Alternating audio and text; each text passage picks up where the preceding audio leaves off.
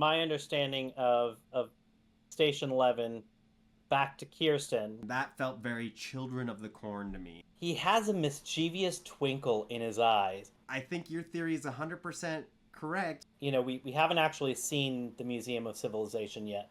Maybe the Museum of Civilization is a little evil. Just like, oh, we want you to come with us, but, like, look.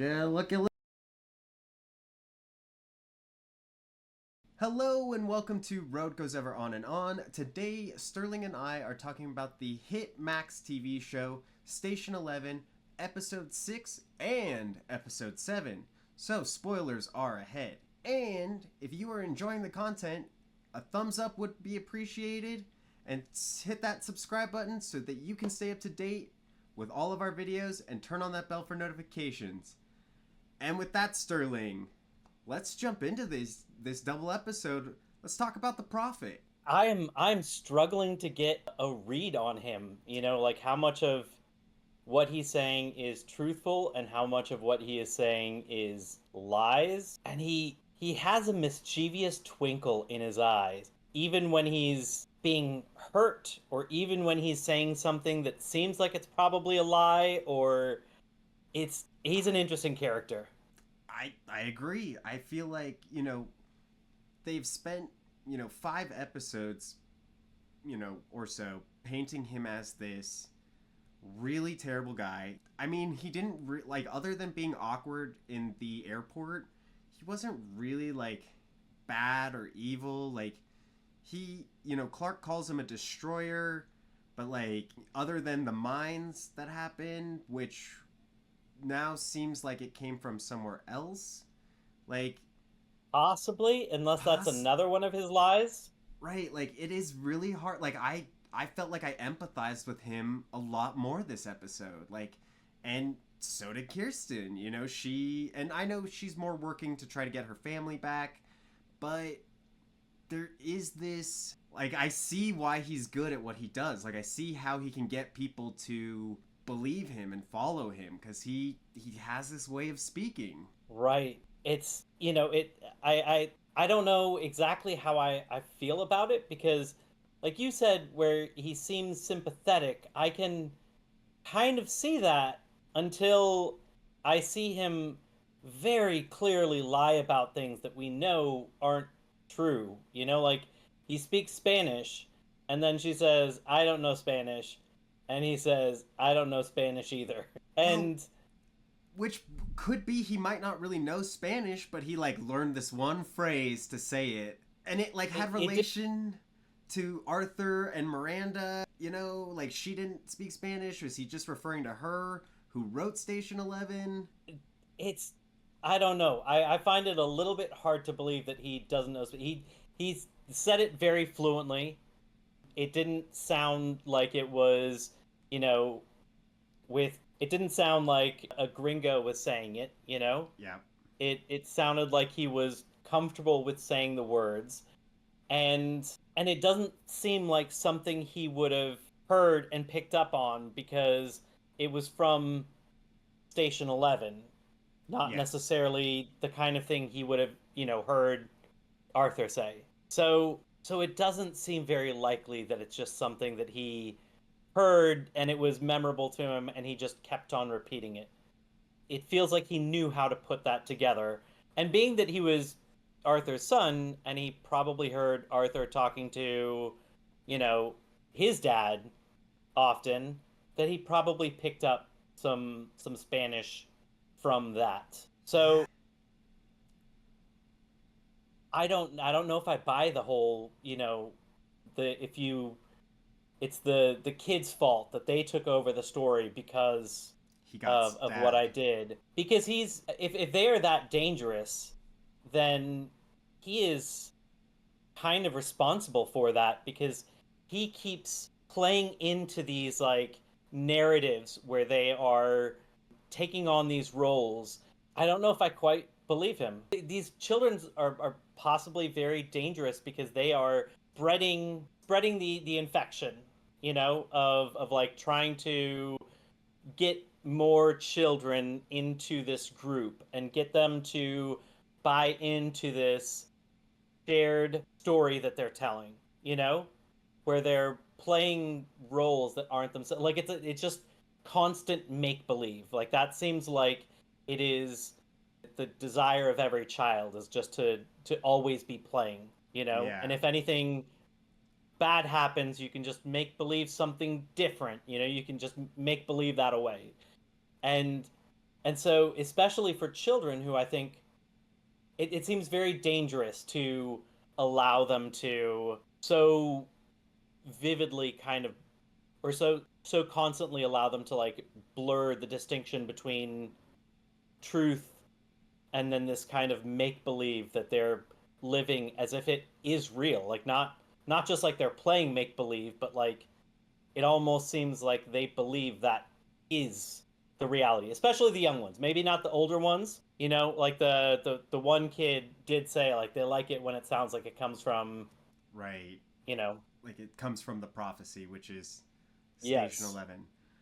Okay, I mean, you're right. He did lie about like the chicken of the forest, about seeing them on that island. So he does have that lying tendencies. But does he just have this trauma that is, spawned by Clark in the Museum of Civilization, where he saw them just do horrific things as soon as, the pandemic broke out? So, like, does he have good intentions, even though he may be going about it by like indoctrinating children?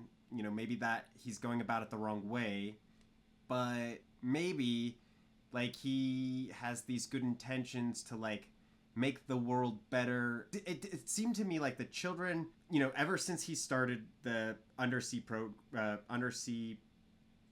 movement, it seems like that it's almost like the genie's let out of the bottle, right? Like he starts with a couple kids leave, they don't come back. Like he even questions Kirsten if she knew about the prophecy from one of his people that have gone rogue. And I don't know if that's rogue. I think that's a feature, not a bug. Like I think that's a way to expand and to find all of the you know pre-pan or post-pans and add them to the undersea. because he I did don't say, well, I because don't he, know if that's necessarily rogue agents. well, it did sound like that, he would bring people in, or children in, and then they would go on their own and say that they were the prophet. And it didn't seem like that was sanctioned by David necessarily, but I could be wrong. It does seem that, because it seems like that section might not necessarily be the undersea, where it does seem like he has a whole section called the undersea that is willing to come fight and destroy the Museum of Civilization when the time is right. So I did feel like they were separate, but it could be like part of it where he's like, well, I have this section over here in the Midwest. How about having a different section go to, the West or the East Coast or the South, So it is interesting. It doesn't seem like he's taking steps to stop that. It just seems more like he is working to control the narrative, you know? So he does a lot. He does say that, you know, nobody forces you to do anything. So it Mm-hmm. does seem like you can do what you want, and so there can be people that are doing things that he wouldn't necessarily agree with. I think the only thing that he does is to try to tell a compelling story himself to get people to want to do what he does. But it doesn't seem if he disagrees with this whole infection game, it certainly doesn't seem like he's doing anything to actively stop it.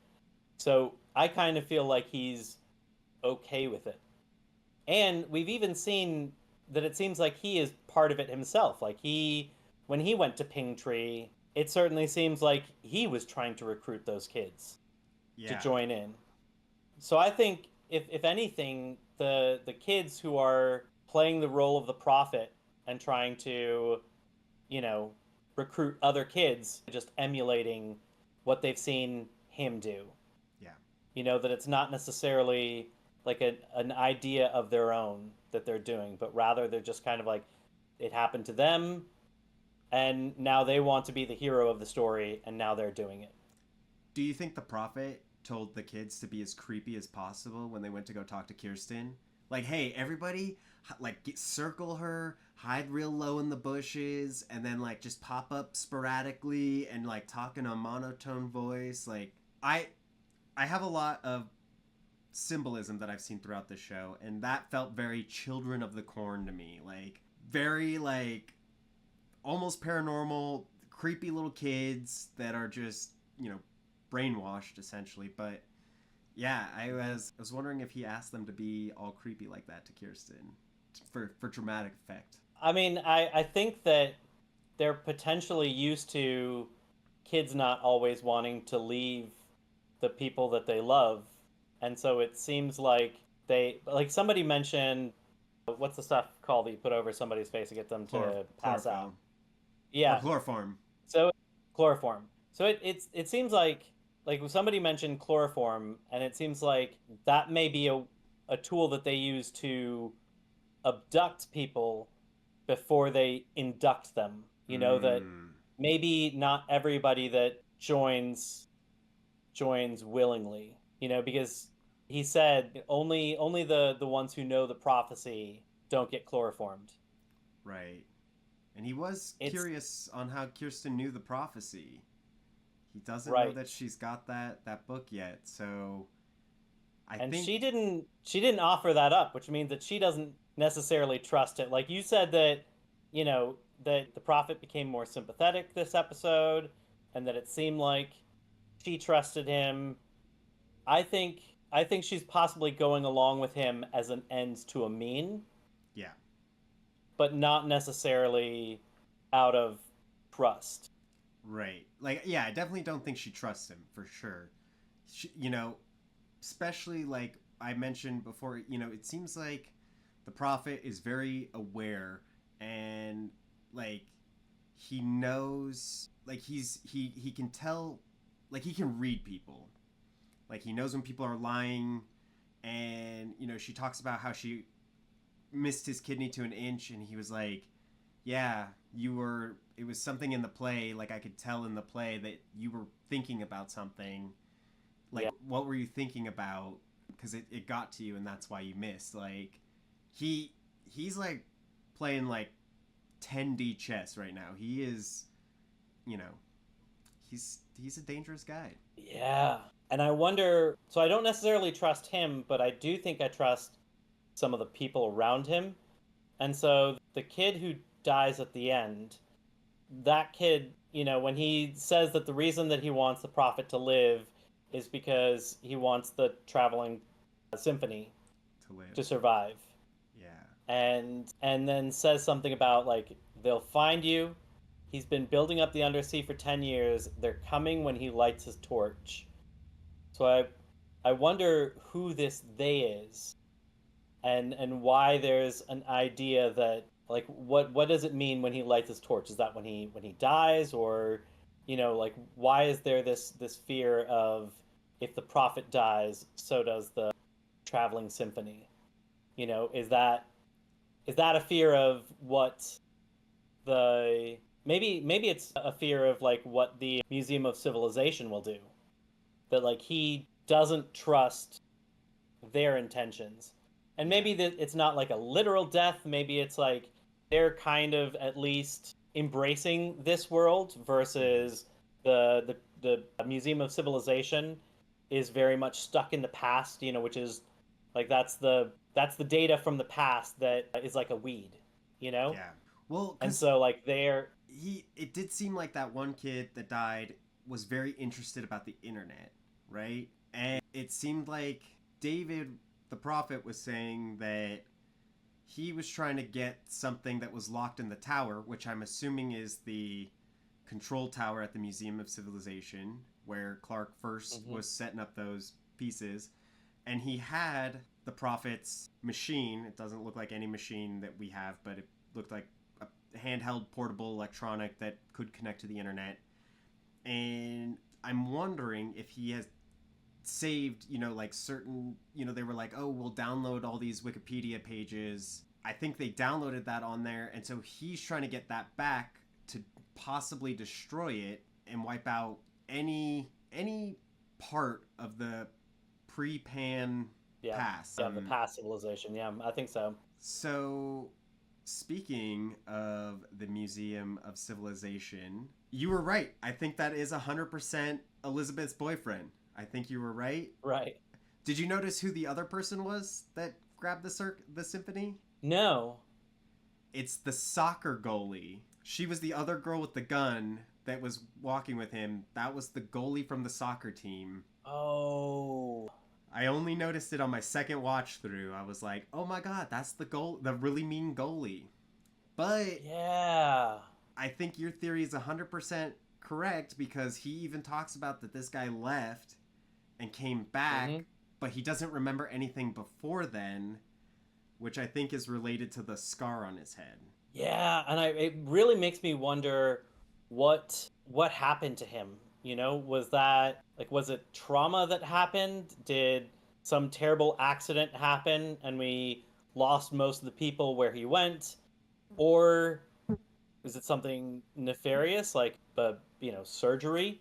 Or like the surgery could be good or bad. Like somebody could be have been trying to save him, or somebody could have, and I Lobotomized him. doubt that. Yeah, I'm But gonna go he's back on lobotomy because I feel like you generally do that. The older ones wouldn't be from up there, but yeah, I wonder like what happened to him. Yeah. But I do think it was Elizabeth's boyfriend. After re-looking at him, re-looking at Elizabeth's boyfriend, I think you are 100% correct on that. And I am really itching to see. We haven't actually seen the Museum of Civilization yet. We've just seen like the bottom floor and the outside, and they certainly seem like they've got it all together. Like that guy seems very nice, which makes it seem like the Museum of Civilization is probably really nice.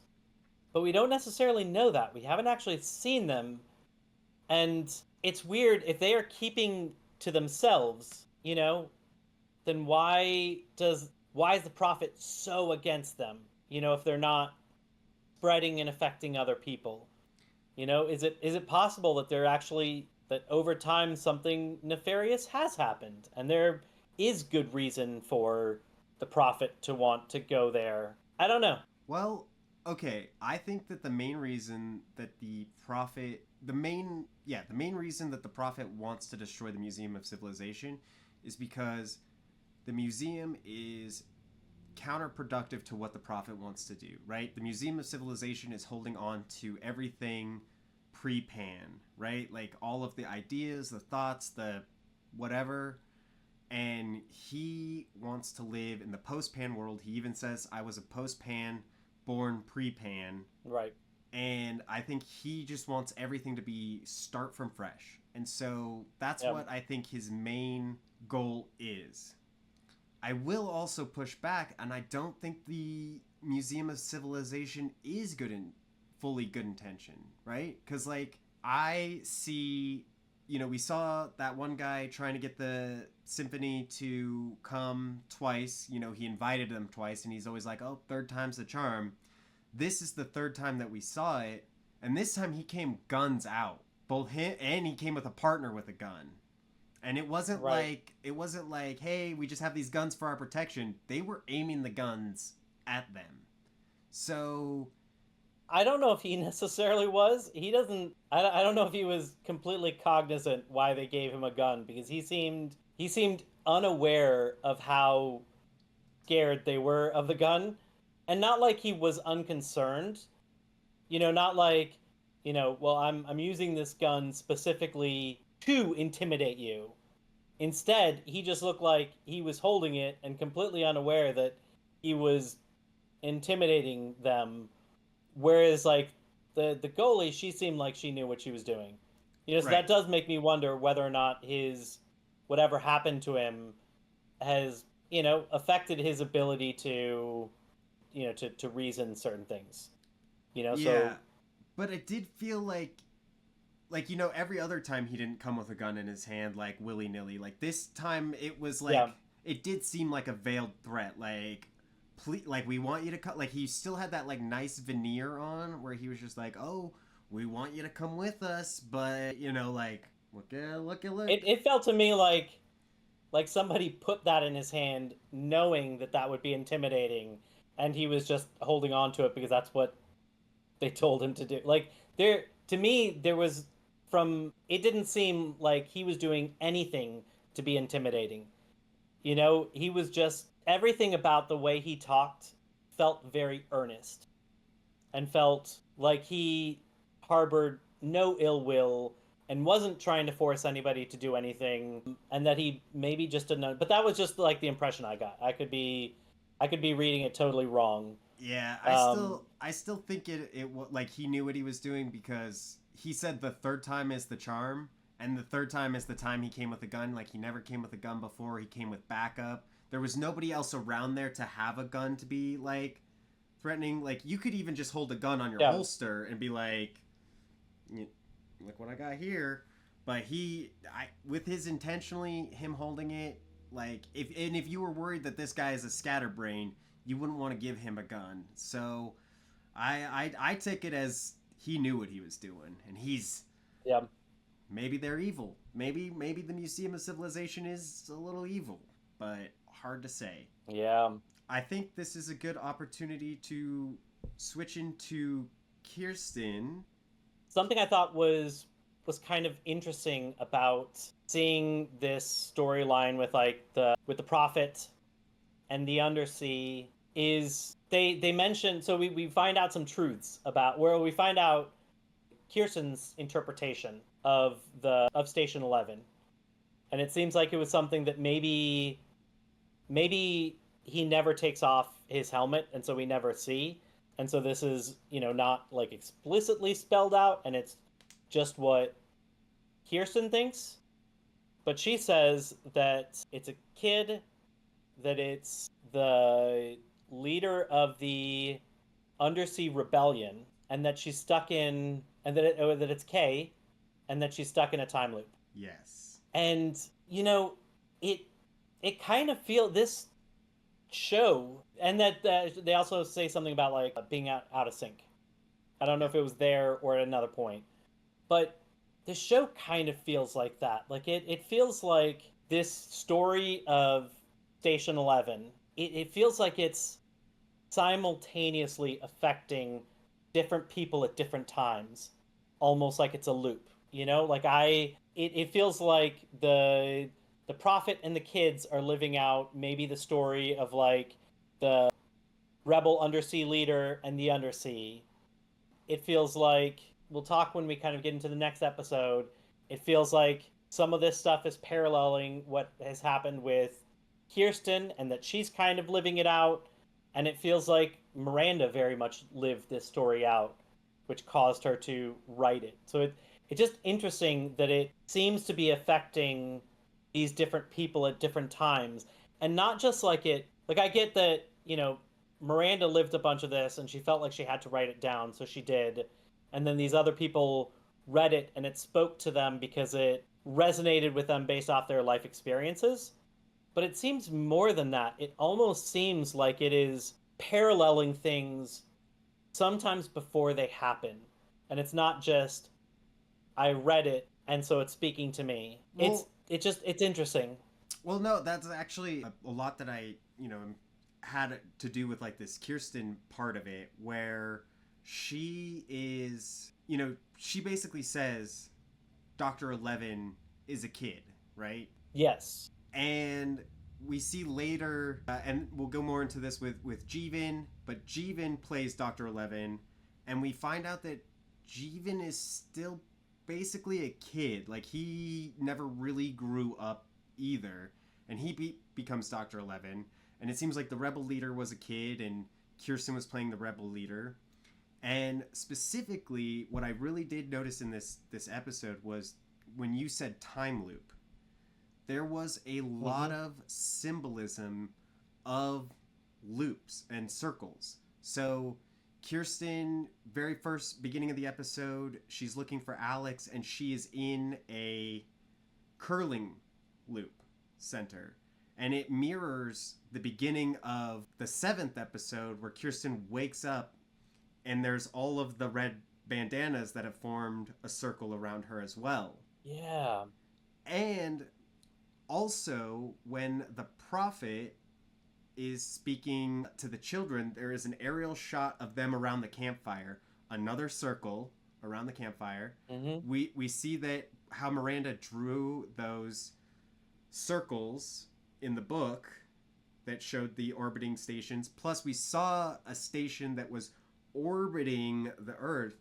So I do feel like there is a bit, I'm like, maybe some weird science fiction-y thing will happen where there is a time loop in the reality that we see, but it does feel like this time loop and these characters, like, and maybe the time loop is our perspective, like we're seeing these looping patterns that are happening throughout the show Station 11 that are parallel to the book Station 11, like the comic book that Yeah. she's reading.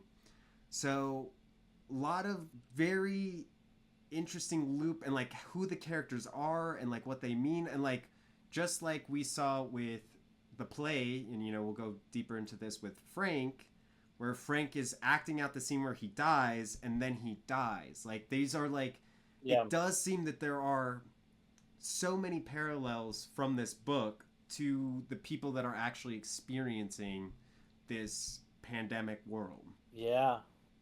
And you know, the sorry to step a moment away from Kirsten, but something that was kind of interesting about that loop, the way that I understand it, and maybe I'm wrong about it, the way that I understand it is you've got 11 and what is it, Lonigan? Lonigan, I think. Whoever, yeah. So 11 and that character who seem like they're possibly friends, and Lonigan is killed by the rebel undersea leader. And if Kirsten is right that Dr. 11 is the rebel undersea leader and that she's stuck in a time loop, then that to me means that the rebel undersea leader kills Lonigan, then the rebel undersea leader and 11 are together for a period of time, because that's what Kirsten says happens next. A long period of time. A long period of time. And then I assume that's where like the time loop happens, and maybe, you know, the rebel undersea leader has to don the suit and be 11 and witness the events from another perspective, which means that then Dr. 11 has this friendship knowing that it has an expiration date, knowing what's going to happen. And I don't know if she is powerless to stop it, you know, if she feels like it's fixed and she just has to go through with it, but has this friendship, knows that her friend is going to die and simply has to witness it, but then has this kind of long relationship with the person that she knows that she is, that committed this, that will ultimately become her. It's kind of interesting, and it makes me wonder, you know, thinking about this loop type stuff, how much control anybody has over it, or how much of it has to a certain extent already happened. You know, like the wheels have already been put in motion, and people are playing their part in it. Well, it does seem like Dr. 11, you know, mentions that I found you 9 times, maybe 10.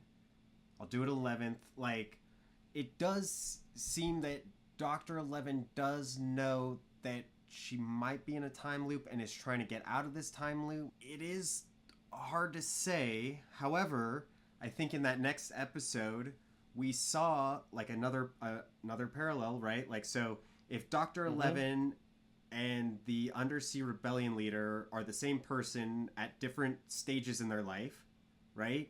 Right. In the 7th episode, Kirsten was spending time with her younger version of herself in a similar fashion to try to see if, you know, and maybe it is part of Dr. 11. Like, what I took this episode, this was older Kirsten dealing with the traumas of her past as younger Kirsten, and like confronting all those traumas and like accepting those traumas. And then maybe Station 11 in a way is Dr. 11, you know, realizing that as the undersea rebel leader, like dealing with all her traumas that she that had arisen from her trying to escape this station.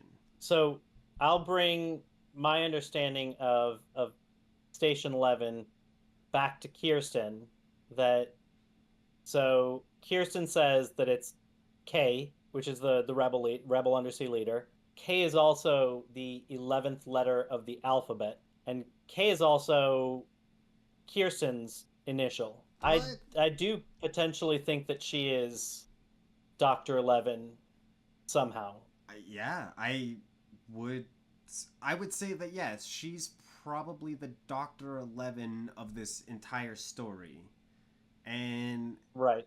to me it seems like, there's different versions, right? So like the younger Kirsten was the undersea rebel leader where she just played that part, maybe necessarily didn't have a role in it, but it does feel like the prophet is more of the undersea rebellion. He's getting all the kids to follow Yeah. him, but he could also be that other character that is the older person that is talking about the kids that are trapped on that plane or on Right. that space station. Yeah. So if we are going along the lines of Station 11, then it would seem to me that Kirsten, who is the rebel or the leader of the undersea rebellion, will probably try to kill the prophet because it is that other character.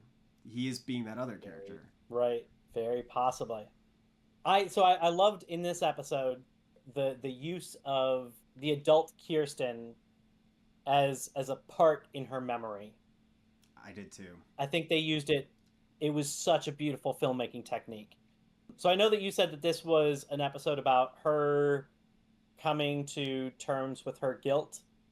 I agree in to a certain extent, but I also think that this episode is actually very much about Frank. I'll talk Yeah. about that when we talk about kind of Frank and Jeevan. Well, I don't Um, necessarily think it's about her guilt that she's coming to terms with. I think it's her coming to terms with the trauma that she had. So, like, we see at the end of the episode the young Kirsten that's saying, Frank, please come with us, even though he's dead in the bed. She never sees him. She's like, please come. Like, you can come. Like, I think young Kirsten didn't want to accept his death. And then older Kirsten has always known about it, but like has buried it down deep and is just like not thinking about it, not talking about it.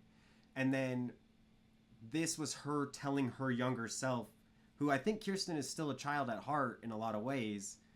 And I think this yeah. is her telling that young version of herself that like this wasn't your fault that this happened. Like, I know that it seems like your fault because of when you wanted to play, but this isn't your fault. This is just what happened, and there's nothing that could happen, nothing that could be done about it. Which was, I think it was interesting because I feel like since adult Kirsten was following along with young Kirsten, I think that because she was trying to protect her from that guilt and saying this wasn't your fault, that I think she was able to view the trauma in a very different way. And Mm-hmm. instead of it being something, rather than reliving it and it being so painful like it was the first time or any of the times that she has relived it as if she was in it, not an observer trying to help her younger self.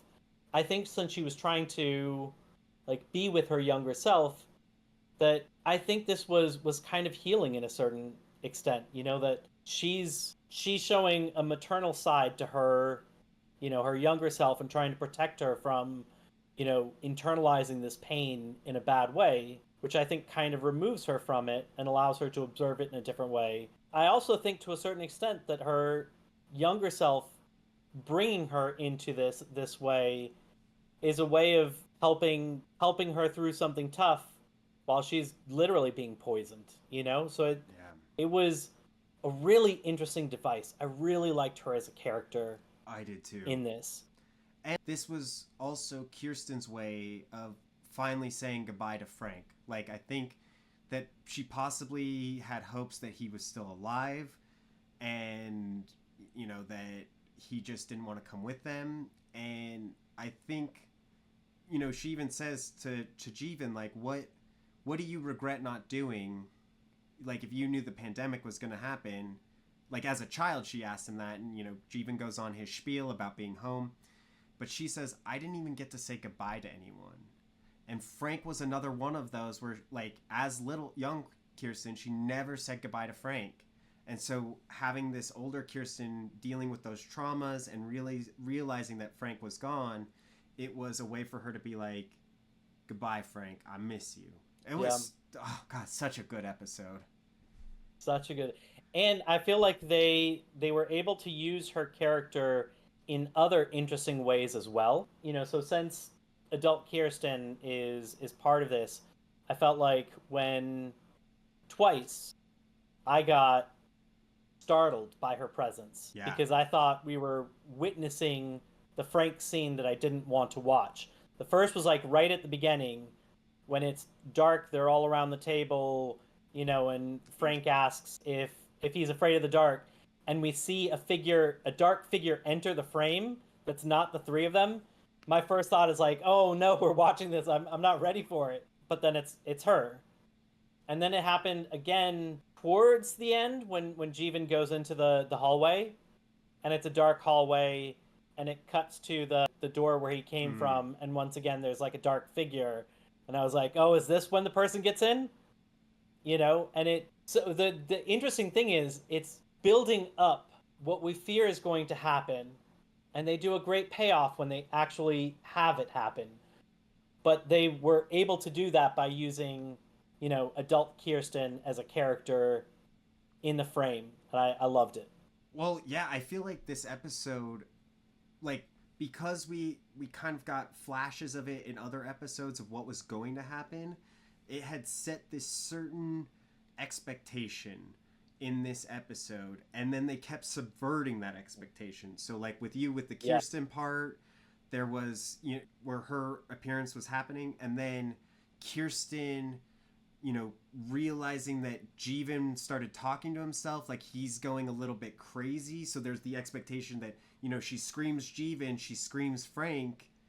Like, did Jeevan kill Frank? Like, so there was that part of that expectation. We also see, since Jeevan's going crazy, there's the open window. He contemplates jumping out of the window. Like, he puts his foot, over the edge, and like all of these expectations that were set up in this episode and previous episodes were all subverted, and Mm-hmm. still delivered a great payoff to what actually happened. Oh, absolutely.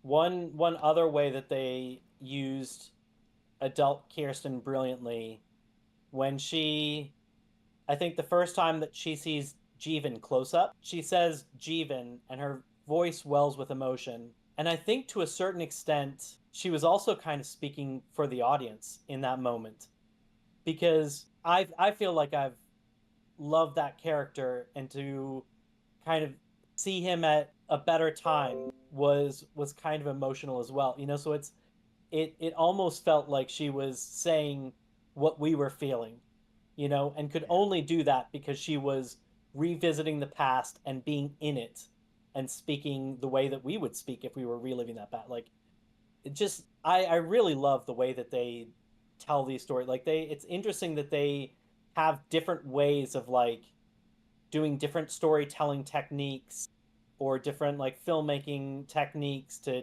drive things forward. Each It do- episode feels fresh and different.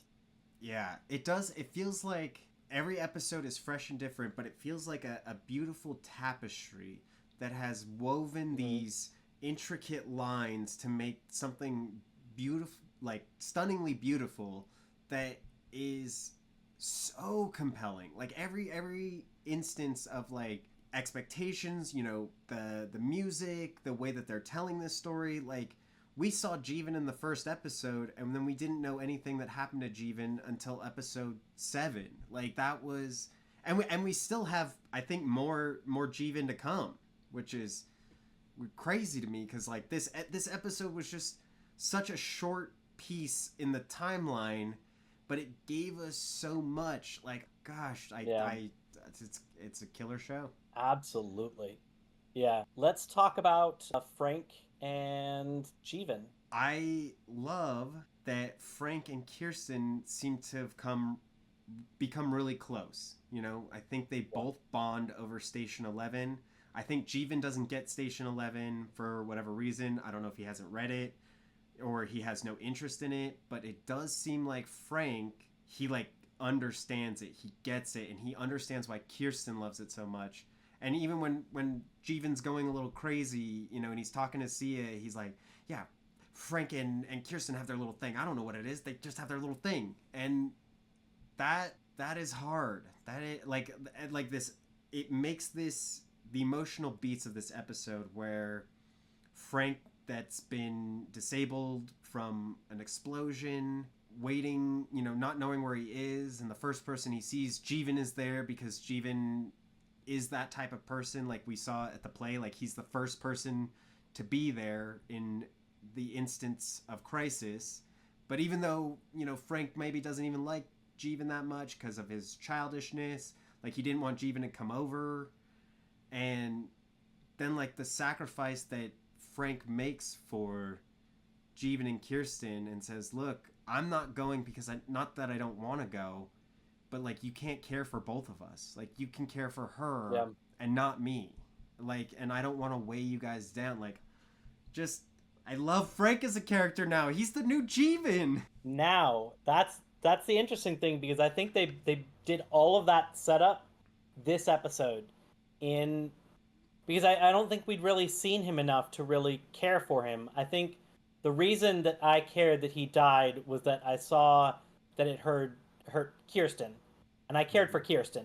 Yeah. So that's the only real reason that I kind of cared about that, was like by proxy. But otherwise, I don't think I really felt for Frank. And in this episode, they fleshed out his character so much, gave him tragic backstory, made him do meaningful things for the characters. Like, the rap was great, you know? That was especially... That was another subverted expectation where it seemed like he might fall out the window. Right. And like that was great, and you know, he's making a meaningful connection with Kirsten. He's trying to help his brother make the right decision, which is tough, you know, which is to leave him. And so it, by the end of this, when we do lose him, it is tough. And they did that in one episode. And I thought that was beautifully done. And I loved getting to know his character. And it was sad to lose him after that time. So sad, so hard. And man, again, with the parallels with Station 11, I brought this up earlier, where they put on the play, he dies in the play, and he dies in real life, stabbed, you know, and he's, at first when I thought, here was, again, another subverted expectation, when Kirsten's got the knife up to his throat, that I thought Jeevan might have a dash of crazy in him, and then in a blitz of fury accidentally kill Frank because he's, you know, losing what reality is. And no, he just did it as normal. But then when he knows that he's leaving Frank behind, and he's like, say your line, you know, he like says goodbye to him, and he says, say your line, and like Jeevan has this moment of like, no, I can't speak these words right now because losing you is already too hard. And then he also lost him, but god damn, Jeevan is so strong too for Kirsten, like even after losing his brother, and he just is like, I really liked your play. God, right. oh, yeah, heartbreaking. So I saw, I don't know if this is a real parallel, but it struck me, and the more I thought about it, the more it seemed like a parallel. So Jeevan is currently a ghostwriter. And I think we've already seen, yeah, exactly, connections with ghosts. Yes. I still don't exactly understand those, like what part ghosts have in this. But the interesting thing is, like, the more I thought about him as a ghostwriter, I also started to think of him as, to a certain extent, a literal ghost that's a writer. Because after his accident, I think the only thing he knows how to do, the only thing that compels him, is like finding and writing the truth. Yeah.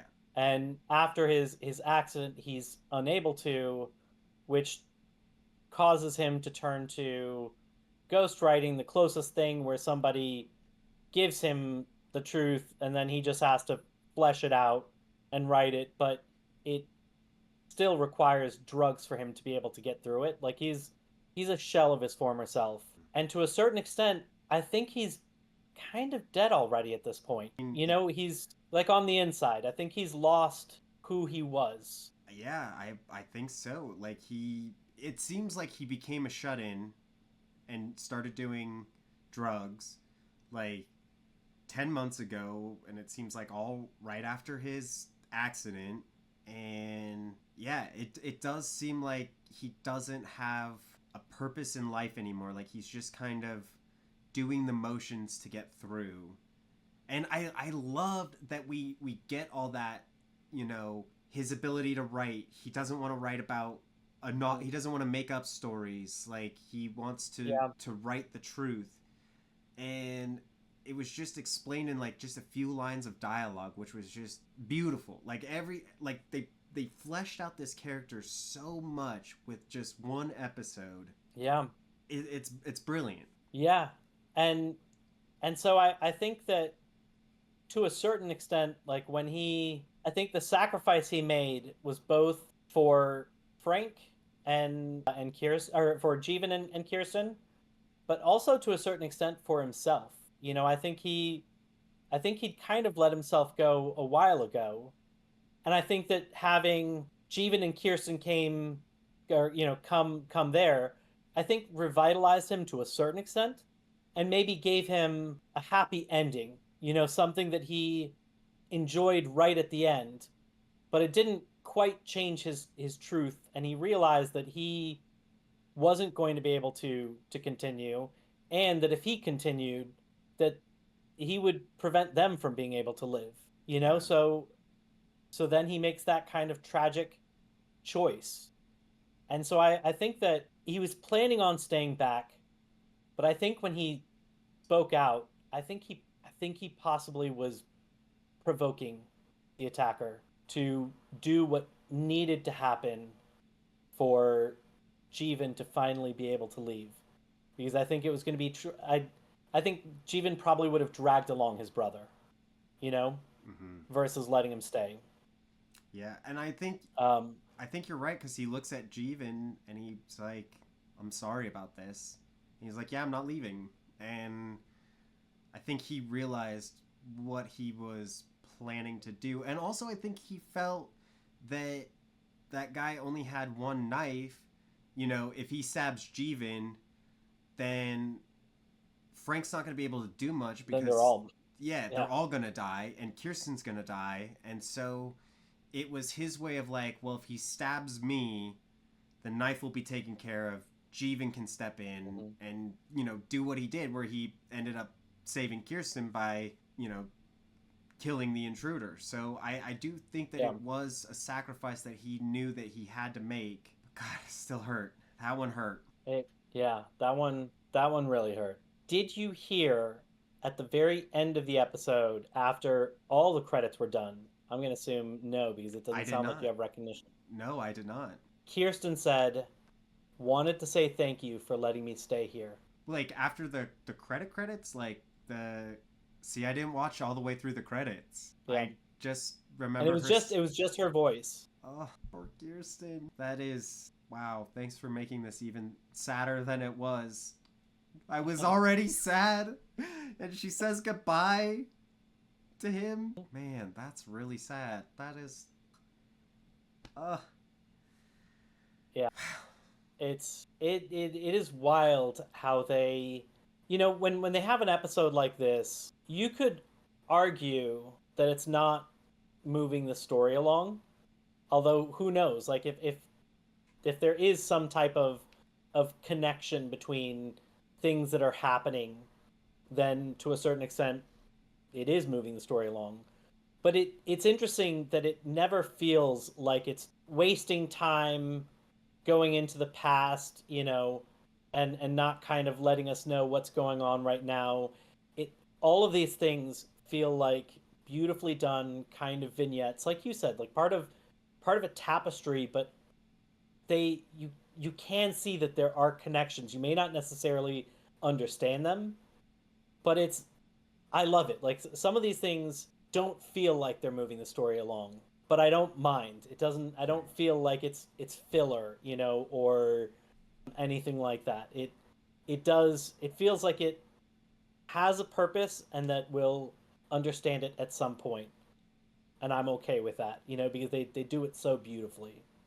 Yeah, I agree. I think the connective tissue between each episode, like, I would say probably so far the farthest episode that seems connected to everything other than the writer of the story is Miranda's story. But, like, even still, it gives context about Arthur, who then affected Tyler, and Miranda, who eventually wrote this story, Station 11, that's affected everyone.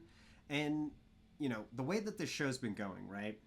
We're watching episode 8. Episode 8 is going to be the Museum of Civilization in the present day.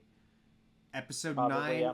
might be another flashback that finishes Jeevan and Kirsten's story at the cabin, which and also could have a tie-in with Miranda, maybe, in a way. Like, I could see episode 9 being like the tie-up of all the previous storylines. Like, maybe we get a glimpse into how the Museum of Civilization got to where it is. I think, like, that's going to be that. And then there's going to be the final climax in episode 10 between Kirsten the Prophet and the Museum of Civilization.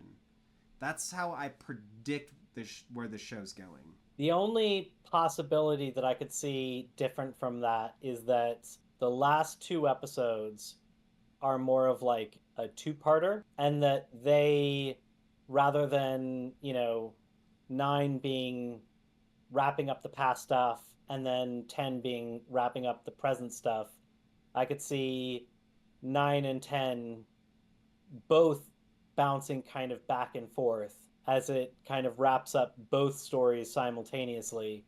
And at the end of 9, it's more of like the episode isn't done and it continues directly into 10. I'm not saying that's the way it is, but Mm-hmm. I there have been some shows that we've watched where the last two episodes feel more like a two-parter, Right. and I feel like that's an effective storytelling technique. We'll see. Yeah, I mean, I could see either way happening. Yeah. But yeah. But with that, I think our journey has come to an end. Thank you folks so much for joining along. Come back next week. We will be doing episode 8 and 9, followed by episode 10 the week after. So come back, enjoy Finish Station 11 with us, and we will see you then. I'm Mark. This is Sterling. Thanks. Seems like it's 1 second. Sorry, mother fly. Get out of here. They've got it all together. Fuck, he is fucking with me. I see that. 9 and 10 kind of. But then he got brazen. He's like, I'm gonna fuck around right on your fucking face. Not very professional. I'm sorry to you guys for having to see me lose my shit like that. This is our fly episode.